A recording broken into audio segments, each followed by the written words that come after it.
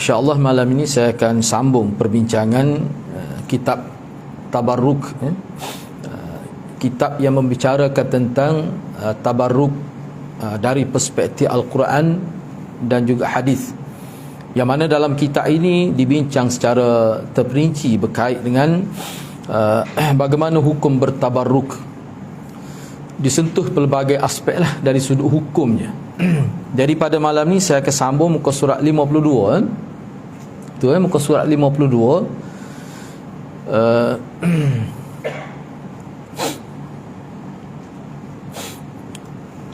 Sebelum rasanya di bahagian akhir tu kesimpulan tu.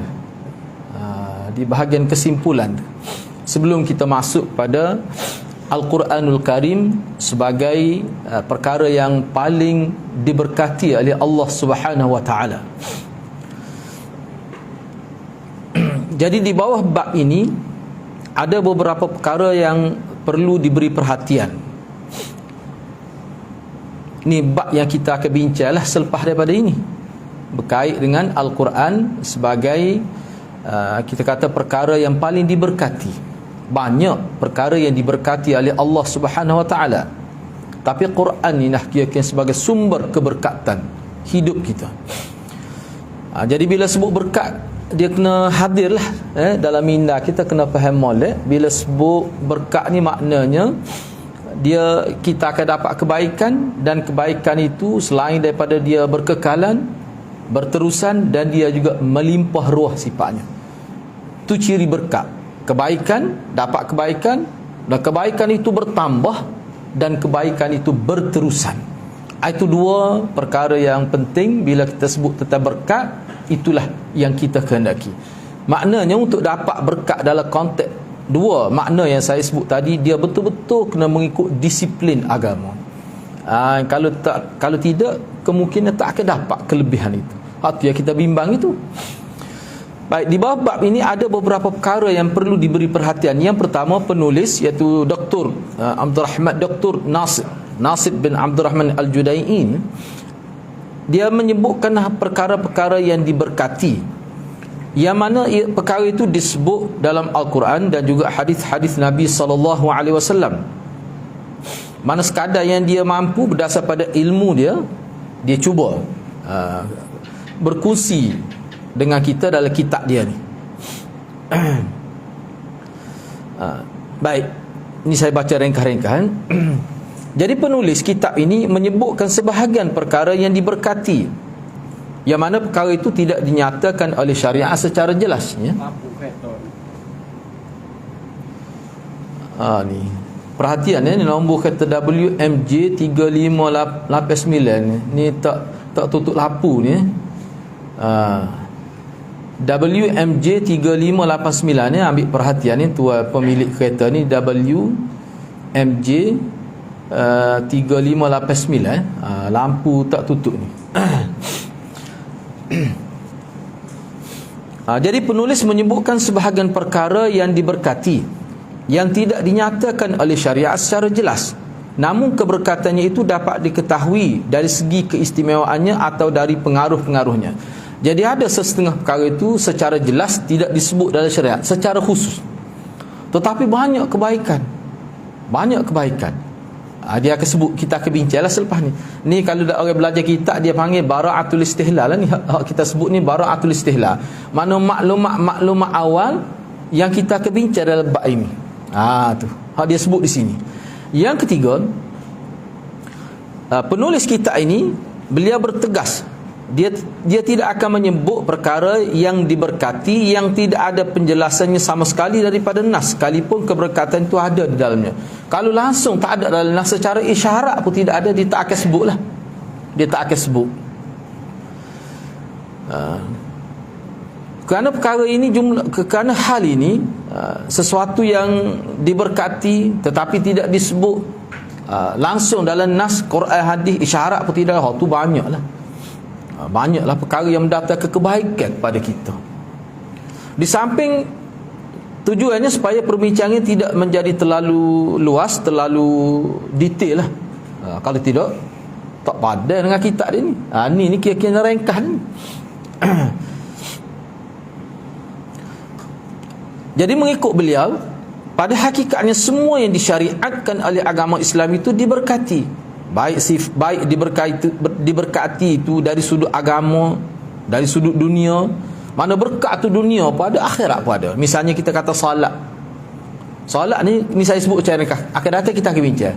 Misalnya solat, zakat, puasa, haji, jihad, amar ma'ruf nahi munkar, semua ni ada berkat. Kalau kita ambil semaya saja, hak akhirat tu tentu dah kelebihan begini dia disebut oleh Nabi. Apa keberkatan dengan seorang itu salat dalam konteks hidup dia di dunia ni? Hak jelasnya hati dia tu jadi baik. Timbul perasaan kasih sayang kepada, banyak kesan daripada salat itu. Sebab salat itu dianggap sebagai ibu ibadat. Sebab itulah kalau kita tengok dalam kitab ulama-ulama kita, bila dia sedih, bila dia buntu dari salah satu masalah, salatlah tempat dia menghadap Allah melalui salat. Seperti mana Imam Bukhari dan ulama-ulama hadis yang lain, nak tulis satu hadis semaya 2 rakaat, sudah tulis semaya pula orang. Begitulah sampai habis 7,000 lebih hadis. Sebab apa? Nak ambil dia punya keberkatan itu. Banyaklah. Kadang-kadang kita tak boleh nak hura dengan bahasa ni. Kalau sekadar sebut dalam Quran dan hadis tu, adalah sebut. Allah akan memberi tenang hati. Bila hati tenang, maka akal boleh berfikir dengan baik. Baik. Selain itu terdapat juga perkara duniawi yang diberkati dengan keberkatan agamawi seperti madu dan lain yang tidak penulis sebutkanlah. Sebenarnya kita akan bincang semua ni. Yang dia sebut ni sebagai bara'atul istihlal, sebagai muqaddimah poin-poin yang akan dibincang dalam bab selepas ni. Yang terakhir, yang keempat, keberkatan yang bersifat duniawi jika tidak digunakan untuk taat kepada Allah dan menguatkan ketaatan kepadanya, nescaya hal tersebut bukanlah suatu keberkatan melainkan adab semata-mata. Kita dapat dunia, contoh saya ambil contoh mudah, suara. Ramai orang suara dia merdu. Suara merdu ni dia tidak jadi boleh pahala kalau tidak guna untuk agama. Kalau guna untuk nyanyi mungkin boleh dosa. Tapi semata-mata suara merdu, apakah dengan sebab itu jadi berkat? Dah. Kalau dia guna dengan suara tu, dia guna untuk, kita kata tablighur risalah, untuk sampaikan risalah Nabi, untuk dakwah. Kita kata untuk berdakwah lah, berkuliah dan semua. Sebab suara dia pun sudah boleh menarik perhatian. Kalau dia guna ke arah itu, barulah dia dapat sampai ke hari akhirat keberkatan itu.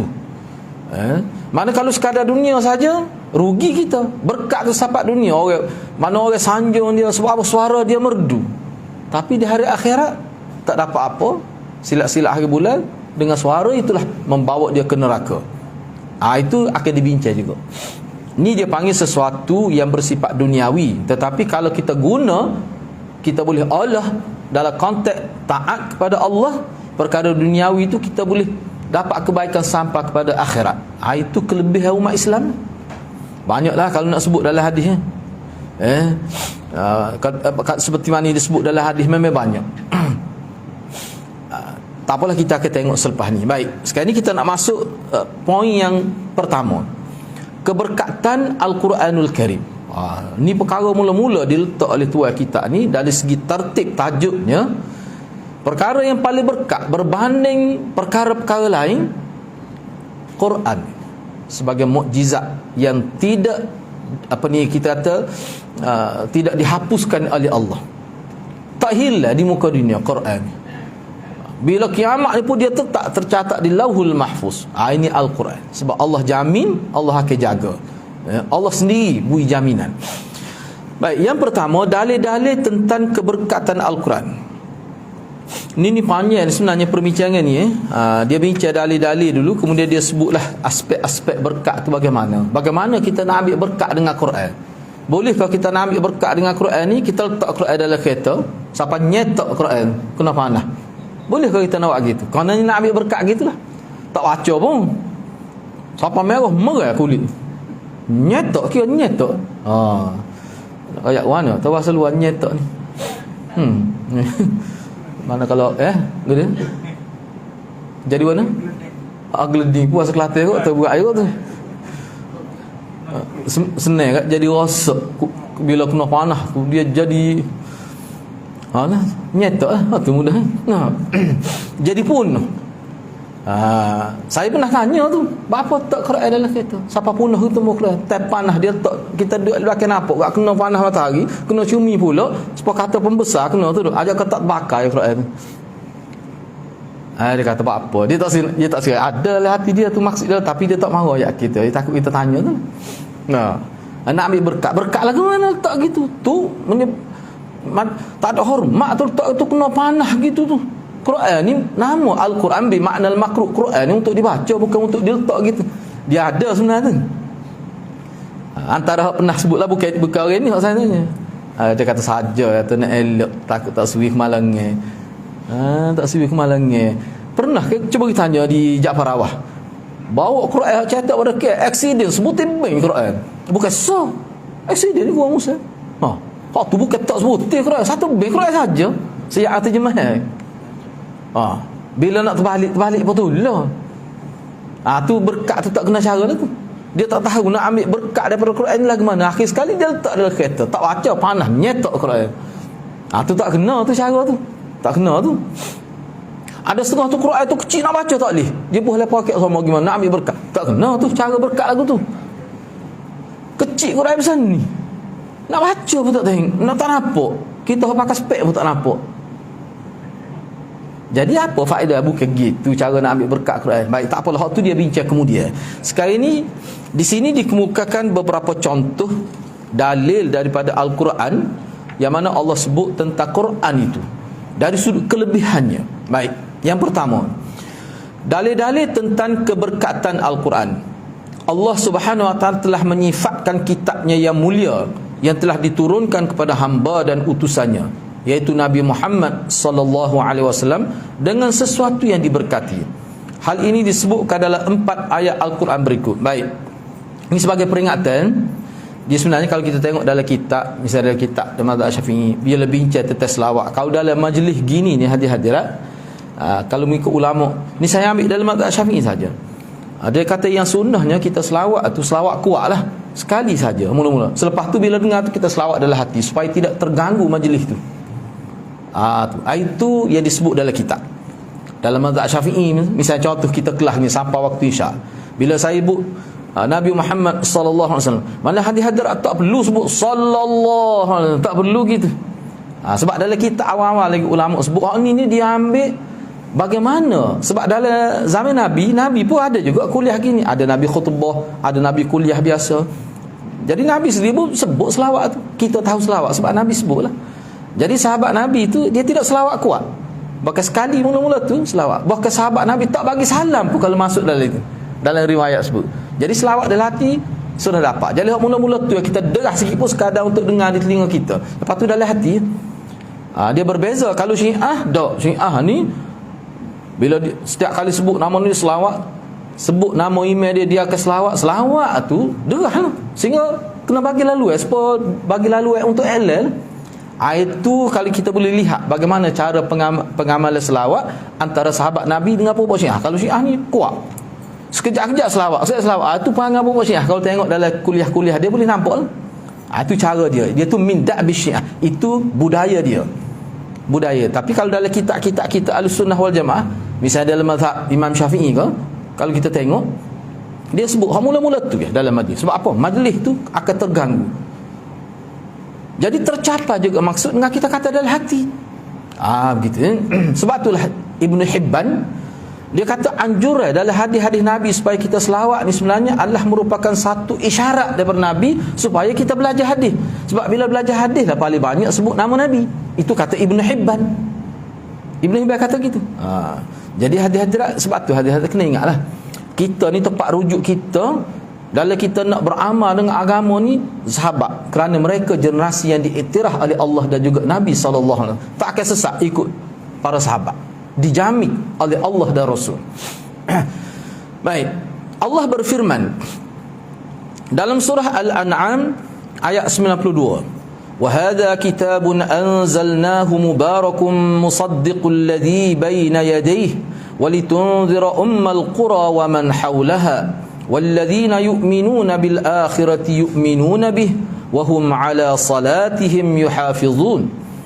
Dan ini wahada, dan ini yakni Al-Quran adalah kitab yang telah kami turunkan, yang diberkati, mubarak, musaddiq. Dan sifat Quran itu dia membenarkan, dia tidak menafikan, dia tidak tolak kitab-kitab terdahulu yang sebelum Quran ni lah. Dan agar kamu memberi peringatan kepada penduduk, yang ni asalnya penduduk Ummul Qura atau Mekah lah, tu tempat asal Quran tu. Dan orang-orang yang di luar daripada lingkungan Ummul Qura, makna seluruh dunia, Quran itulah sebagai muzakkir. Kita guna sebagai tazkir. Kita ni muzakkir, bahan untuk kita tazkirah itu adalah Quran yang paling utama. Dia tak boleh lari daripada itu. Jangan kita guna maklumat lain. Maklumat lain itu sebagai sokongan saja. Dia asah mesti Quran dengan hadis. Barulah orang panggil ahli sunnah wal jamaah. Kalau kita bercakap, tak kira lah ceramah ke apa, tak kira. Mana kita kenyataan kita tu bercanggah dengan Quran dan hadis, itu maknanya kita, yalah, kalau saya guna bahasa yang paling itu kan, makna rugi besar lah kita. Silap-silap hari bulan boleh dosa. Sebab apa? Rosak masyarakat. Sebab masyarakat ni perlu didekatkan dengan Quran dan hadis.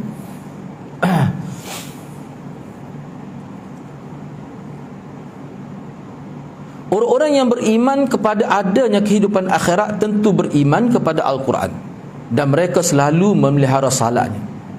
Sebab itulah hadirat saya tengok sekarang ni budaya umat Islam, ialah kukuk mana pun, ini budaya yang sangat, kita kata, baguslah.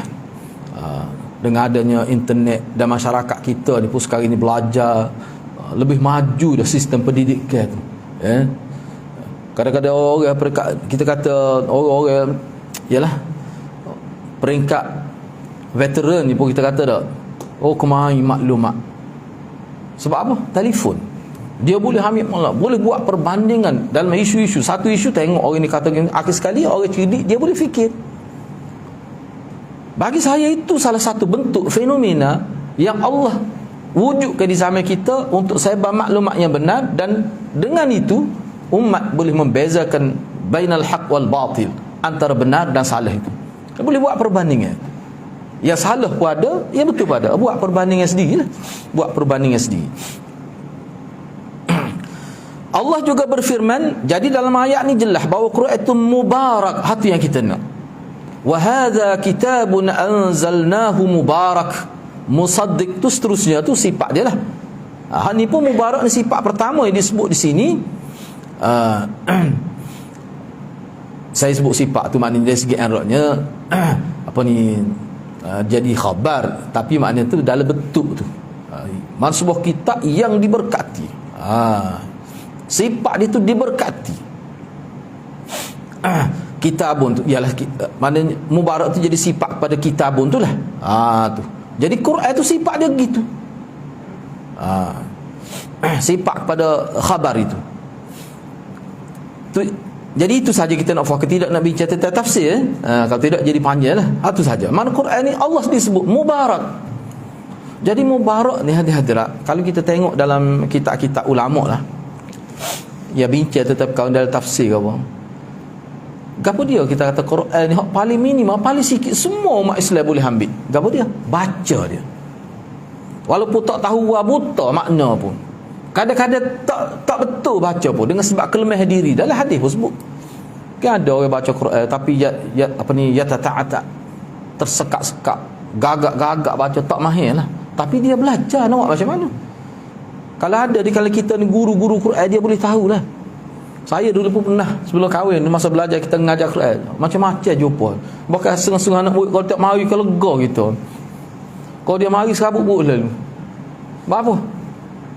Bukan sakit orang, sakit otak mengajar. Nah. Saya ada anak murid tu seorang India, lepas tu seorang tu Cina.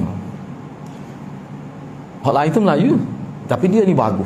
Dia pun menang, tapi dia baca siapa kita kata tahu. Sehingga dia ni kita rujuk pada guru kita, nak buat macam mana nak sebut huruf ni. Bukan banyak huruf dia tak nak sebut. Guru saya tu habis hajah, tak jadi. Nak buat macam mana? Tu Nabi sebutnya orang gini dia boleh pahala dua juga, Nabi kata. Kerana kesungguhan dia, dan kerana dia baca kalau tak betul, sebab dia belajar dah. Kelemahan dia tu Allah juga yang buat. Maknanya Quran ni dia tidak meminggirkan penganut dia, penganut Islam. Dia tetap akan dapat kelebihan. Dan Nabi sebut orang mahir bil Quran itu dia boleh mengajar banyak kebaikan, dia akan dapat kelebihan juga. Mana kelebihan Quran ni dia tidak sama. Mana orang yang mahir, orang yang alim, ilmu, dia boleh bawa Al-Quran dalam bentuk bukan sekadar tajwid, tapi dia boleh huraikan Al-Quran dalam bentuk diterjemahkan dalam bentuk kehidupan, sehingga kita boleh nampak ni Al-Quran nak terbentuk hidup kita. Hatu peringkat lain. Dan hatu tu kena belajar belaka lah. Sebab tu bagi saya silap lah kalau kita daripada muda sampai tua duk main tajwid tak habis-habis. Duk baca hatu, berbangga dengan sebab khatam Quran, tapi tak meningkat. Sepatutnya ubahlah, baca pula secara harfiah, naik satu tahap tadabbur dan seterusnya. Sepatutnya begitu. Ni kalau kita tanya dalam masjid ni, dah berapa kali dah kalau kita nak khatam sekali dengan terjemah Al-Quran. Hak baca saya kira lah habis semua tu. Tu boleh kata-kata ada. Rugilah gitu. Sedangkan Quran ni turun untuk kita, bukan untuk makhluk lain.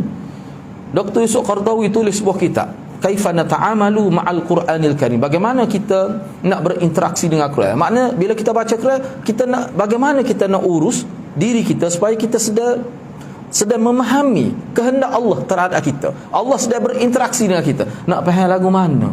Moga kita tak tahu makna, tak tahu apa satu pun. Ikut orang suruh. Orang kata buh nama anak anzalna, kita bubuh. Moga ada dalam Quran. Mu tak kata wa anzalna minas sama', mu tak kata gitu. Nah, saya jumpa seorang itu, ni ustaz daripada Mesir tu, ya tak tahulah ustaz ni lagu mana cerita tahu ni. Dia kata ustaz, dia sebut ustaz tu. Bakal ustaz tunggu hanya buh ni. Manittaba'ahu hudallah nama anak dia. Anak kan. Tak ada salah apa, cuma orang tak bubuh nama gitu, ayat gitu. Tu pun ayat tak lengkap. No. Kalau dia ada pun minta maaf. Sebab pun hidup lun dah adik-adik dia, saya contoh ni sebut ni. No. Contoh sebut ni. No, ayatnya tak boleh sebab Nabi suruh. Jadi sebab apa jadi gitu? Sebab tak tahu lah. Tak tahu. Pengalaman kita kata ulama ustaz-ustaz kita mengajar Quran secara harfiah. Saya sendiri pun ada pengalaman. Ada seorang perempuan disebut saya, bukan seorang, beberapa orang lah. Dia ni suri rumah ya. Bila dia belajar habis beberapa ni, satu juzuk lebih dia belajar, dia sebut, dia kata lain ustaz, dia ni tak belajar bahasa Arab sikit rabuk, suri rumah, asal bekerja, bila ada anak dia berhenti, dia belajar. Habis satu juzuk, dia kata dia baca Quran banyak, dia tahu kalimah Quran. Memang dia tak tahu secara mendalam, padahal dengan tahap dia mana ada peningkatan daripada hanya baca Quran secara tajwid sahaja, dia sudah mula faham dah. Dia terus faham dah beza hum dengan waw nun kum. Dia faham, dia boleh beza tu. Tak apalah hatu kita naknya sepatutnya jadi suka atas wajib lah, mudah ya. Ambil waktu solat, lepas solat misal lepas asar, lepas subuh, ambil boleh 5 minit baca, pakai amal-amal tengok. Dia 2 ayat pun tak apa, letak 5 minit. Dia sayap pun sayap lah, tapi setiap hari. Sepatutnya gitu. Hak tajwid tu teruskanlah, tak apa, biar ada peningkatan. Kalau tidak, tak tahu apa satu kita tentang Quran. Kadang-kadang orang baca tidak Quran pun kita kata Quran. Tu ya. Lepas tu hadirat kena ingatlah, ni mana-mana kitab pun sebut Quran ni, kalau kita cara ke dia, kalau kita ikuti dia, baca dia, lepas tu kita cuba di mana dia berkat dunia akhirat. Tu nak bincang ni. Cuba surah Baqarah misalnya. Surah Baqarah jelas Nabi sebut, kalau kita baca dia sombong. Cuma nak tahu cara baca Quran tu kena tengok cara Nabi lah lagu mana. Tu kita boleh bincang, akan datang dia ada sebut dalam kitab. Ni kita dah baca surah tu saja mudah faktu, jadi surah lain tak reti. Sebab tu bagi saya hadirat malam jemaah ni, kita tukar daripada surah Yasin tu, kita ambil surah lain, baca tu sampai 2-3 bulan. InsyaAllah umat Islam akan reti semua surah. Lancar sampai Yasin. Sebab Yasin tu bukan kata bila tubik pada rahim ibu tu retilah ni Yasin. Nak boleh jadi pokok kita siapa banyak kan. Tok Bomo ni kuat dah baca Yasin, siapa dia pera pun ingat Yasin. Jing atu dia pera. Saya malas cerita panjang cerita. Kalau nak cerita panjang bab tu Bomo, bab orang tanya dia macam mana mu boleh baca Yasin, dia kata mak dia hak pera dia duduk baca semua, dia dengar ingat dia. Tak tahulah takut jin ngaji pondok ke mana tahu. Wallahu alam. Tapi nak ayatnya hadirat sepatutnya gitu. Surah Baqarah misalnya jadi peguai bela kita darah. Kita duk baca dia semua. Dia kata nak baca lain tak erti. Yasin tu apa erti? Tu silap kita tu. Akhir sekali kita tumpu pada Yasin saja. Saya pernah. Ni cerita masa saya duk belajar sebelum kahwin. Ada seorang dia kerja ISM. Rasanya doktor rasanya. Lama, cerita lama. Dia pergi di asrama tempat kita tu, dia minta saya, ustaz, saya mari nak belajar Yasin. Bukan nak belajar Quran, belajar Yasin. Saya kata saya tak erti Yasin. Kalau nak ngaji Quran boleh. Dia pun nunggu. Jadi bengong dia kita kata gitu. Dia minta nak ngaji Yasin. Dia sebut nak ngaji Yasin. Saya kata hamba tak erti. Tapi kalau nak ngaji Quran boleh. Dia pun senyap, nunggu dia mentah. Kata tidak Yasin tu Quran. Dia tanya. Iya kah? Saya tanya dia. Ya, kita ngaji Quran. Lepas tu kalau kena Yasin daripada awal ambil. Dia pun nunggu. Lama lagi tu dia tu. Saya kata ngaji orang lain. Kalau nak cepat ngaji orang lain. Nak ayatnya orang kita silap pasal pagi tu ngaji tu. Bukan kelas bodoh tu. Oh bahaya tu. Nak kena betul tu. Tak boleh biar gitu. Masyarakat kita kena betul tu. Tengok Nabi baca Quran lagu mana. Ibnu Mas'ud baca lagu mana. Dia tidak baca gitu. Dia baca straight daripada siapa bila beberapa surah nak itu dia panggil anak beranak dia. Misalnya Ibnu Mas'ud dia panggil anak beranak dia nak buat khatam Quran. Tengok ni. Atuk nak baca, dia baca habis. Dia jam di kalangan anak beranak dia. Itu sebagai targhib nak bagi motivasi pada anak cucu dia supaya baca Quran kena musim gitu. Daripada ni siapa khatam. Itu budaya Nabi. Dan itu termasuk min da'bis sahabah, min da'bi ashabin Nabi. Itu antara budaya para sahabat Nabi. Disebut dalam kitab dengan terang. Kenapa kita tak lewat gitu? Sepatutnya boleh buat target. Ni supaya kita baca ni kan ada. Baca apa? Suratul Mulk. Baca. Buat tu boleh 2-3 bulan, lepas tu tukar lain pula. Ambil surah kepada kita, ikut suratul Insan. Biar mana pokok kita ni reti belaka. Target 3 bulan tu. Lepas tu tukar lain pula. Sebelum mati nyalacah belaka. Akan jadi gitu. Kalau kita didik dengan cara betul seperti mana sahabat didik, Nabi didik sahabat, dia akan jadi model. Jadi tidak tertumpu pada surah tertentu, akhir sekali tak tahu apa satu surah lain. Itu bahaya tu. Sedekah kalau nak kira kelebihan Quran ni semua ada kelebihan. Jahil tak jahil orang kita ni. Siapa kata tak boleh baca tabbat yada dalam semaya. Apa takut Nabi serati. Tu noyak jahilnya. Jahil siapa tahu tu. Tapi bunyi khabar kelah ustaz dah kecek itu. Tak boleh baca tabbat yada abilah. Apa takut Nabi tu asati moga Abu Lahab tu pot darah dia. Memang tahu kan Nabi baca dalam Quran tu ayat tu. Siapa tahu tu hati-hati tak. Kadang-kadang gerai juga nak tubik perkataan tu dah. Tapi kita sebab nampak tolol terlajak. Dan nampak tolol tu sudah jadi murakab. Tu na'udzubillah min zalik. Sebab itulah hadirat kita ni penting. Kalau kita perhatikan hadirat, sebab saya baca dah habis kitab itu yang saya guna. Kalau kita perhatikan perkara-perkara yang orang kita buat zaman lalu semua kerana nak ambil berkat tu ya, naik pak pocok bukit, turun pulak masuk pak dalam lubang. Kok masuk dalam lubang, kok naik atas pucuk, semua tu apa? Nak bertabarruk. Sebab bila tidak ada panduan yang jelas, macam-macam boleh berlaku. Misalnya sebagai contoh ni kita tengok, saya pun tengok. Bila dia nak kempen satu tempat untuk dijadikan tempat tabarruk, dia bagi nilai, bagi kelebihan, bagi fadilat yang di luar daripada neraca agama. Macam-macam dia. Tengok tu. Memang berlaku lah ni. Memang berlaku. Na'udzubillah lah. Baik, cuba tengok surah Al-An'am. Wa hadza kitabun anzalnahu mubarakun fattabi'uhu wattaqu la'allakum turhamun. Dan ini adalah sebuah kitab. Wa hadza kitabun, larah bahasa sama. Dan ini kitabun, sebuah kitab. Anzalnahu, telah menurunkan oleh kami akannya, ataupun kami telah menurunkannya. Mubarakun, mana kitab yang diberkati. Fattabi'u, maka kamu ikutilah dia. Kamu ikutlah Quran sebab dia mubarak, diberkati. Bayangkan kita baca satu huruf tu boleh 10 ganjaran. Cuba bayangkan. Bismillah saja dah berapa dah. Kalau kita baca sampai satu muka surat sehari, berapa dah boleh? Satu. Ni nak ayatnya hadirat. Hadis tu kalau mengikut ulama, Nabi kata satu huruf 10 ganjaran. Hak ni tak nanti ke profesor orang apa berbulihan. Tidak syarat orang tidak. Hak tu ulama kata tidak syarat dia kena reti bahasa, dia tak syarat reti.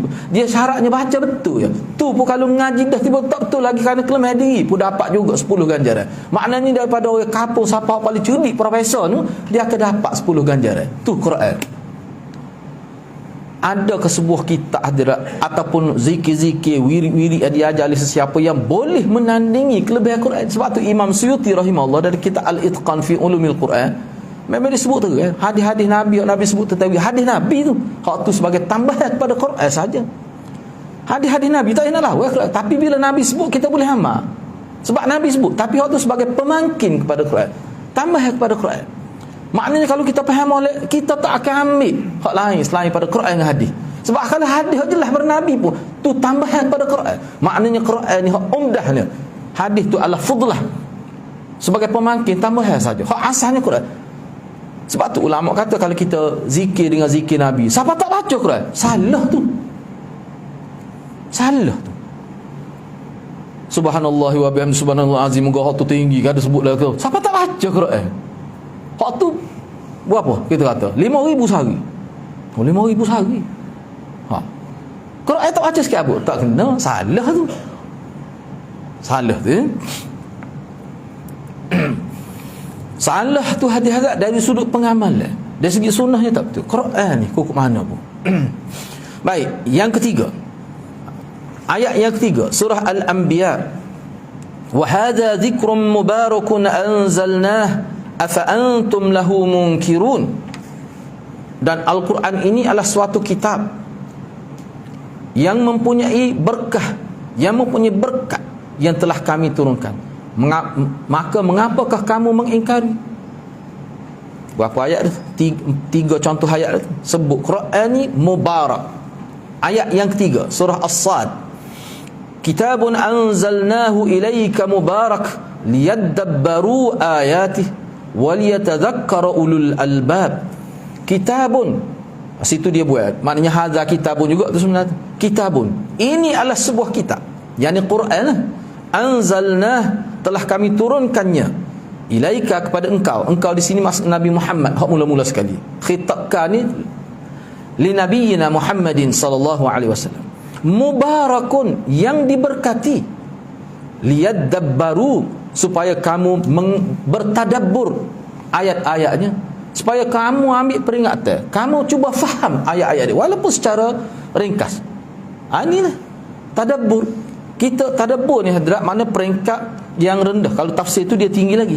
Tadabbur ni peringkat kita nak faham apa yang Allah nak sampai pada kita, sekadar itu saja. Sebab tu kalau tadabbur dia boleh habis dalam beberapa bulan saja. Waliyatadhakkara, dan supaya orang-orang yang mempunyai akal fikiran yang waras boleh ambil iktibar, boleh menjadikan sebagai tazkirah, supaya kamu ambil peringatan.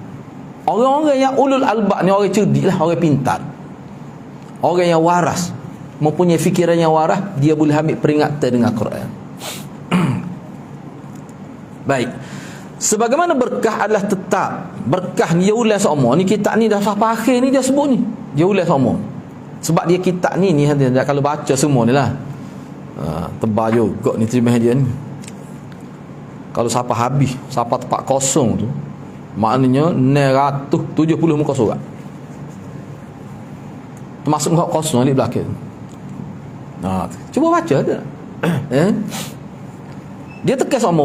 Ni sebut pula berkat-berkat ni dua perkara, tetap dan berterusan kebaikan tu. Walaupun dalam setengah, serta berlimpah ruah dan bertambah kebaikan. Quran ni begitulah. Bahkan Quran ni semakin nampak keberkatan dia. Dulu kalau cuba bayangkanlah, ni guru saya sebutlah.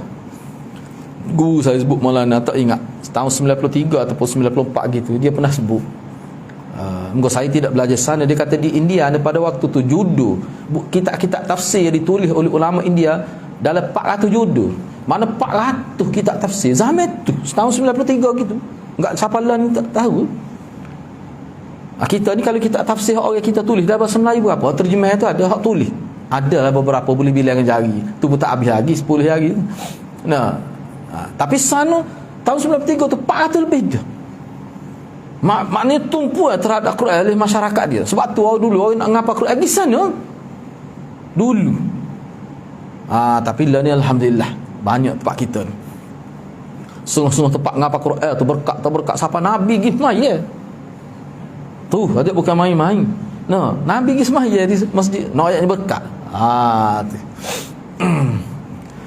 Hak tu dia panggil ngabai peringkat tinggi dia panggil. Hak kelas-kelas gitu tu.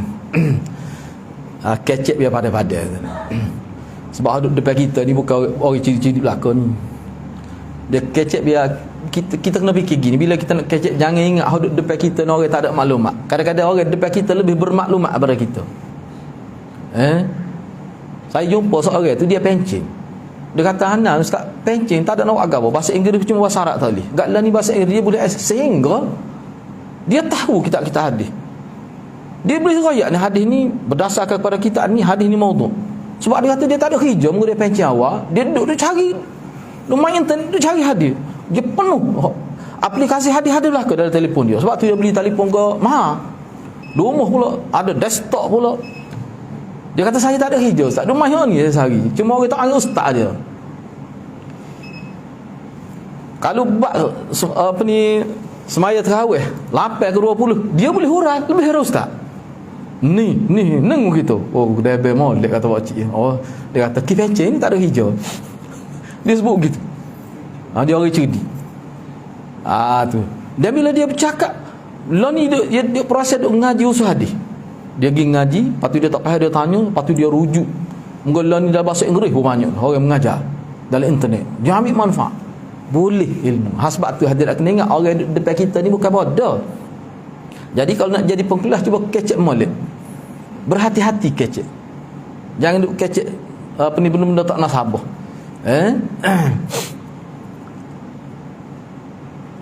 Patut berat lagi nya orang tidak Islam pun dengar juga. Orang tidak Islam pun dengar juga. Tu bahaya, timbul fitnah. Makna dari satu sudut ada kebaikan, dari sudut ada juga keburukan dia. Jadi kita sebagai khususnya orang panggil tok lebah lah, pengkuliah ustaz, kena letak kita di posisi yang betul. Jangan kita letak kita di posisi yang tidak betul. Bayangkan kerana kita orang sesat, bayangkan apa kehidupan kita, kesan kehidupan di hari akhirat. Tu bahaya tu. Jadi kena berhati-hati. Dan saya baca kitab ni pun sebenarnya supaya kita boleh nampak hak Nabi nak sebenar. Hak Allah turunkan Nabi ke muka dunia ni untuk apa? Untuk cerita tentang apa? Untuk menjadikan umat ni lagu mana dia nak. Hak tu. Kita nak tahu. Sebab itulah kita tengok generasi yang telah dididik oleh Nabi dan diiktiraf berjaya. Cuba tengok kitab tafsir. Bila tu ayat al-yauma akmaltu lakum, ulama bukan sekadar memahami bahawa agama ni telah lengkap. Salah satu pemahaman ulama terhadap ayat itu, maknanya generasi yang telah dibina oleh Muhammad sudah lengkap dan mereka ini sudah boleh diharap untuk bawa agama ke seluruh dunia. Tu salah satu maksud al-yauma akmaltu lakum. Jadi maknanya kalau sahabat tu Nabi tidak berjaya bentuk sehingga boleh menjadi gala-ganti bernabi, Allah tidak akan tarik Nabi, Allah tidak akan matikan Nabi. Jadi bila Allah matikan Nabi, makna generasi itu sudah diiktiraf sebagai generasi yang boleh jadi contoh untuk kita. Tu hadirat sebenarnya. Itu salah satu maksud ayat itu. Ialah maksud zahirnya, maknanya agama ni sempurna. Tak perlu ditakut tambah dia khususnya dalam bab ibadat. Dalam bab mana pun dia ada kaedah-kaedah dia. Dalam bab muamalat sentiasa ada perkembangan dia masa, tapi kita boleh guna nas-nas Al-Quran dan hadis. Mana ulama-ulama kita lah yang pakar dan lebih dari tu dia boleh guna. Dia boleh guna kaedah tu. Itulah kehebatan agama kita. Tu kenapa hadirat. Saya ambil sedikit lagi, saya habiskan di sini. Penulis kitab Ruhul Ma'ani, dia buat bawah tu boleh baca sendirilah siapa dia penulis Ruhul Ma'ani ni, kitab tafsir Ruhul Ma'ani. Baca sendiri bawah tu. Dia berkata, nama dia tu Muhammad bin Abdullah Syihabuddin Abu Sana Al-Alusi Al-Husaini. Seorang yang sangat alim. Dia ni ahli bahasa, seorang pendidik. Dia antara perjuangan dia nak ubah adat ni menjadi kebaikan, jadi ibadat. Tu baik, tak apalah. Dia kata, kalau kita nak tafsirkan mubarakun dalam beberapa ayat yang kita baca tadi, mengikut dia punya dalam kitab Ruhul Ma'ani ni, iaitu kalau orang tanya kita mubarak ni apa makna? Dia kata kena terjemah gini. Ini maksud dia. Iaitu yang banyak faedah dan manfaatnya. Kerana di dalamnya terkandung manfaat dunia dan akhirat, serta ilmu-ilmu orang terdahulu dan orang-orang yang datang kemudian. Jadi bila Allah sandarkan, Allah kaitkan Al-Quran ini mubarak, inilah maksud dia. Apa dia? Banyak faedah, banyak manfaat dalam Quran ini, terkandung manfaat dunia akhirat, dan dia juga ada sentuh basic ilmu-ilmu orang terdahulu dan orang-orang yang datang kemudian. Semua ada. Jadi nak faham tu ulama lah. Jadi kita sebagai orang awam ni betul baca Al-Quran, ambil makna Quran, cuba faham, tadabbur dan juga tafsir, cukup lah untuk kita. Lepas orang lain tu yang lebih berkeupayaan, dia boleh belajar lebih lagi. Makna Quran ni dia berguna untuk semua. Sebab itulah dalam hadis Nabi sebut Quran ni bagaikan air mutlak. Dia sesuai untuk semua orang, daripada budak kecil sampai orang nak mati pun sesuai. Moga air mutlak. Quran ni memang gitu lah.